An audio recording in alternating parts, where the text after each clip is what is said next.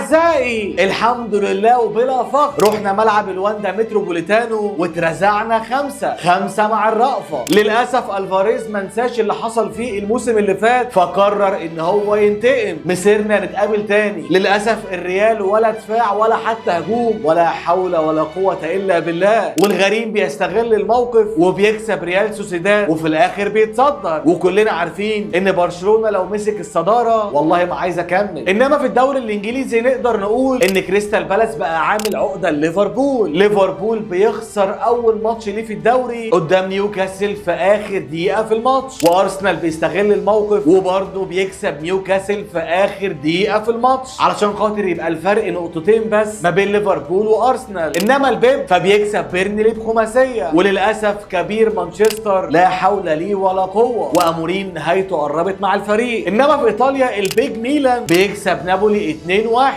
وبايرن ميونخ راكب القطر مع كامباني ومفيش فريق في المانيا قادر عليه. وللاسف هاري كين بيكسر رقم الاسطوره كريستيانو رونالدو. وفي كلاسيكو دوري روشن النصر بقياده اسطوره الاساطير بيكسب الاتحاد بهدفين في ملعب الجوهره. النهارده هنتكلم عن احداث الجمعه والسبت والحد وايه اللي حصل فيهم بالظبط. هنبقى عايزك سريعا تنزل تدغدغ زر اللايك، اللايك ببلاش، الاشتراك برضه ببلاش، فعل زر الجرس علشان خاطر يوصلك اي فيديو جديد. يلا بينا. خلينا كده نبتدي بالدوري الانجليزي علشان للاسف هنروح للفضيحه اللي انا اصلا مش عايز اروح لها، بس يعني الواحد مضطر وهفضح فيها كل اللي خذلني. المهم ليفربول بيخسر لاول مره ليه في الدوري الموسم ده قدام كريستال بالاس بنتيجه ال 2-1، الفريق اللي كسبهم قبل كده في نهائي الدرع الخيريه وحاليا بيكسبهم في الدوري. خلاص كده نقدر نقول ان اوليفر جلازنر مدرب كريستال بالاس بقى عامل عقده لارني سلوت. انا عايز اقول لك ان ليفربول كان سيء لدرجه مرعبه، وان كان ممكن بس الشوط الاول يخلص 4 أو 5 مستريح لكريستال بالاس لولا انفجار الوحش اليسون بيكر اللي شال حرفيا كميه فرص مرعبه. للاسف ما شفناش صلاح ولا حتى ايزاك ولا فيرتس ولا سوبوسلاي ولا كمان اي حد من الفريق. فيرتس لغايه دلوقتي مع ليفربول ولا سجل ولا صنع لحد دلوقتي. ده كيزا عامل موسم احسن منه. انا عايز اقول لك ان ليفر كان خسران 1-0 لحد الدقيقه 87، فنزل البديل كيزا سجل لهم التعادل. وطبعا يعني كل اللي كان قاعد بيتفرج على الماتش كان بيتوقع ان ليفربول هيقلب النتيجه وهيكسب كالعاده في اخر دقائق الماتش، بس يعني للاسف المره ديت حصل العكس. واكيد يعني مش كل مره هتمشي. شغل الدجل والشعوذه يا عم سلوت مش هيكمل معاك طول الموسم. فبيجي نيكيتيا لاعب ارسنال سابقا بيرزع ليفربول هدف في اخر دقيقه في الماتش. طبعا خساره ليفربول في مصلحه اصلا الدوري الانجليزي، لان برضو ارسنال استغل الفرصه وعمل ريمونتادا على نيوكاسل وكسب 2-1. انا عايز اقول لك ان نيوكاسل كان مخلص الشوط الاول وهو كسبان 1-0، وده يعني عن طريق المهاجم فولتمادا. بس بينزل ارسنال الشوط الثاني وبيستغل اقوى نقطه عنده، وهي طبعا اكيد الكرات الثابته واللي دايما بيستخدمها في الماتشات المعقده. فبيجي ارسنال بيسجل هدفين من خلال ركنيتين، الاول عن طريق مورينو والثاني عن طريق المدافع جبريل واللي كان في اخر دقائق الماتش. وللعلم كده ارسنال اخيرا بيفك شفره ملعب السان جيمس بارك، وده يعني لو انت ما تعرفش هو بقى له 3 سنين بالظبط بيدخل الملعب دوت وما بيكسبش فيه، ودلوقتي بقى في المركز الثاني برصيد 13 نقطه، والفرق ما بينه وما بين ليفربول يا دوبك نقطتين بس. انما البيب كان في مهمه سهله قدام بيرنلي ورزعهم 5-1 علشان يوجه رساله قويه جدا يقول لارني سلوت وكمان ارتيتا ان انا موجود ومش بعيد عن المنافسه، وفي اي وقت ممكن نلاقي السيتي عادي متصدر. انما طبعا باقي كبار انجلترا واليونايتد وتشيلسي حالتهم لا تسر الناظرين. اليونايتد للاسف بيخسر قدام برينتفورد بنتيجه 3-1، واللي انا عايز اقوله لك اصلا ان الماتش ما كانش بعيد. مانشستر يونايتد كان خسران 2-1 وجاله ضربه جزاء، فدخل طبعا النجم الاول بتاع الفريق برونو فرنانديز وبرضه ضيعها، الثانيه ليه اصلا من بدايه الموسم. وحابب اقول لك ان امورين شكله بالمنظر ده ما اعتقدش ان هو هيكمل حتى لنص الموسم. ده غير ان تشيلسي كمان اترزع بنفس النتيجه من برايتون.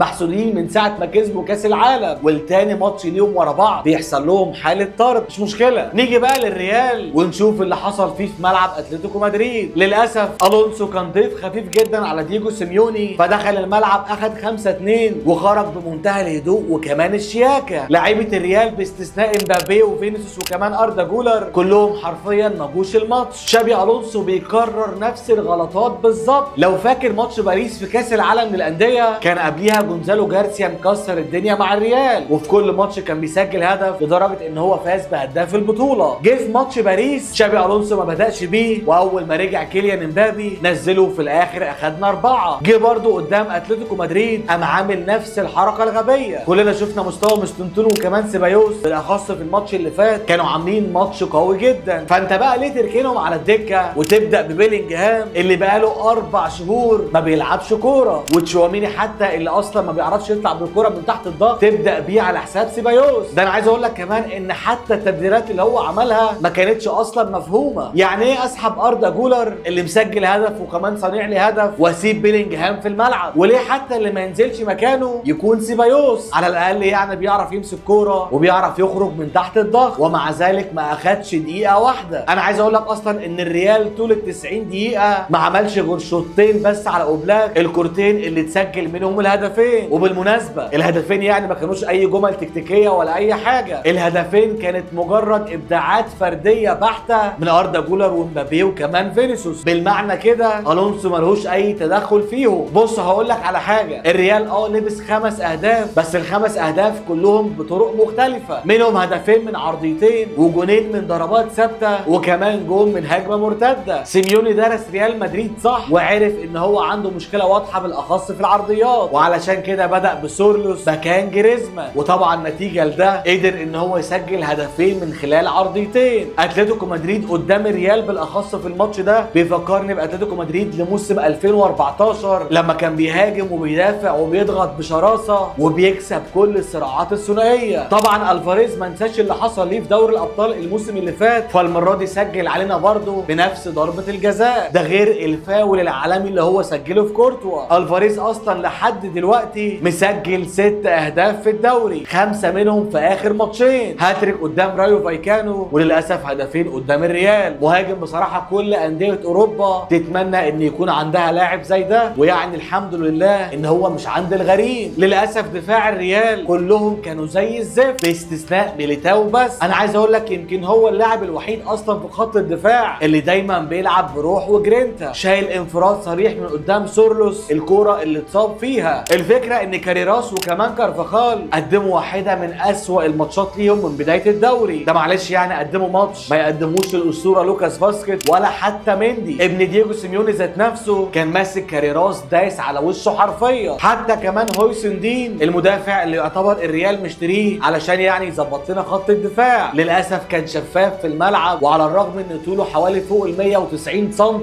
ما كسبش التحام هوائي واحد. حرفيا سورلوس كان واكل على قفاه عيش. حتى كمان كورتوا وفالفيردي اللي كانوا اصلا بينقذوا الريال الموسم اللي فات في الماتشات اللي كان بقيه اللاعبين بتبقى واقعه فيهم، للاسف من بدايه الموسم وهما الاثنين مستواهم في النازل. على الرغم ان كورتوا طوله حوالي 2 متر وشايف يعني ان الفريق بيستقبل اهداف من كرات عرضيه، وانت معلش ليك ايدين ليه اصلا ما تطلعش تمسك العرضيات دي؟ يعني كنت تطلع وتعمل اي منظر، انما يعني مفيش. صباح الفل. حتى فالفيردي ذات نفسه غلط في الهدف الخامس وبيعمل باص بالغلط وفي الاخر بتترد علينا بهدف. واضح جدا اصلا ان هو منهك بدنيا ومحتاج ان هو يريح. طبعا برشلونه استفاد من الماتش ده وراح رزع ريال سوسيداد 2-1 علشان للاسف يستعيد الصداره. برشلونه كالعاده كل ماتش لازم يعمل ريمونتادا وبعد ما يكون خسران يعمل ريمونتادا وفي الاخر يكسب. خلاص انا كمدريدي وحتى كمان جمهور برشلونه بقينا متعودين على السيناريوهات دي. سوسيداد عمل شوط اول كويس جدا وكان متقدم بالنتيجه بهدف اودريازولا لاعب ريال مدريد وبايرن ميونخ سابقا. طبعا هدف السبب الرئيسي فيه هو الذكي جيرارد مارتن اللي كان هدفه الوحيد ان يوقع اللاعب في الاوفسايد، ومع ذلك حركته كانت بطيئه واتحسب الهدف لسوسيداد. حرفيا برضو حارس ريال سوسيداد كان متقمص شخصيه مانويل نوير وعامل كميه تصديات مرعبه لدرجه ان كانت في واحده منهم لراشفورد صدها بايد واحده بتفكرني بالظبط بكره نوير اللي صدها برضو بايد واحده قدام كريستيانو. ومع ذلك مع تالق حارس ريال سوسيداد برشلونه برضو سجل هدف من ركنيه، وهدف يعني عن طريق شعر كوندي. والله يا جدعان الشوالي في الهدف ده لو سمعته يموتك من الضحك. قبلها على طول اصلا كان لسه بيتريق على شعر كوندي، فيعني سبحان الله بيسجل بشعره. في الشوط الثاني نزل لامين يامال وفي خلال 40 ثانيه بالظبط من نزوله بيرقص المدافع عادي بكل سهوله وبيعمل اسيست بكل سهوله على دماغ الجليادور ليفاندوسكي علشان ليفا يسجل الهدف الثاني. وبالمناسبه اصلا لامين سجل الثالث بس المره دي اتحسب اوفسايد. بدري كالعاده ما بيقدمش ماتش وحش واكيد واكيد كان لازم يختاروه رجل الماتش. يا جدعان اقسم بالله اللاعب الكرة في رجليه تسر الناظرين، تستمتع وانت اصلا بتتفرج عليه. انا كمدريدي بقول لك ان بدري اصلا في حته ثانيه. ليفاندوسكي برضه ضيع كرة سهله في الستة ياردة وبيحطها في العارضه اللي فوق، مش فاهم ازاي بس عادي يعني صباح الفل. قبليه على طول كوبو لاعب ريال مدريد سابقا حط برضه واحده في العارضه وكان ممكن اصلا يعدل النتيجه، بس يعني حتى لو كان سوسيداد اتعادل في النتيجه اعتقد برضه ان برشلونه كان هيكسب. للاسف الغريم بقى في الصداره، وهانز فليك عمل من برشلونه فريق مرعب، فريق ما بيتهزش بعد ما بيدخل فيه هدف او حتى هدفين ومع ذلك بيرجع في النتيجه وبيكسب. الفريق ده حرفيا كان بينهار مع تشافي، جه هانز فليك حولهم 180 درجه لوحوش في ارض الملعب. طبعا فوز مهم قبل ماتش باريس، واللي ان شاء الله نتمنى الفرقتين يقدموا لنا ملحمه يوم الاربعاء اللي جاي في دوري الابطال. انما في الدوري الايطالي فالبيك ميلان بقياده الامير لوكا مودريتش بيكسب نابولي 2-1، انما فينسنت كامباني مع بايرن ميونخ فبيكسب اول 8 ماتشات ليه في الدوري. وبالمناسبه ديت اقوى انطلاقه للفريق من حوالي 8 سنين، ده غير ان هو متصدر الدوري بفارق نقطتين بس عن بروسيا دورتموند، بس توقعاتي بتقول ان البايرن هو اللي هياخد الدوري. ده غير انه كسبان تشيلسي في دوري الابطال، وهاري كين حاليا عامل بدايه مرعبه مع الفريق، لغايه دلوقتي مسجل 10 اهداف في الدوري. وده يعني مش بس كده، هاري كين نجح في اللي فشل فيه ايرلينج هالاند، وانه كسر رقم الاسطوره كريستيانو رونالدو. في ماتش فيردر هاري كين سجل هدفين وقدر يوصل ل 100 هدف مع بايرن ميونخ في 104 ماتش، كاسرع لاعب في تاريخ اللعبه يوصل لل 100 هدف. كريستيانو رونالدو وايرلينج هالاند عملوها في 105 ماتش، هو في 104. وعايز اقول لك لو استمر بنفس المعدل ده ممكن عادي يكسر رقم ميسي ويسجل اكتر من 50 هدف في موسم واحد، ده يعني في الدوري. عايز اقول لك برضو ان هاري كين وهالاند وكمان امبابي عاملين بدايه مرعبه بالاخص كده على الحذاء الذهبي، والمنافسه هتكون مشتعله من هنا لنهايه الموسم. طبعا كريستيانو مع النصر بيكسب الاتحاد 2-0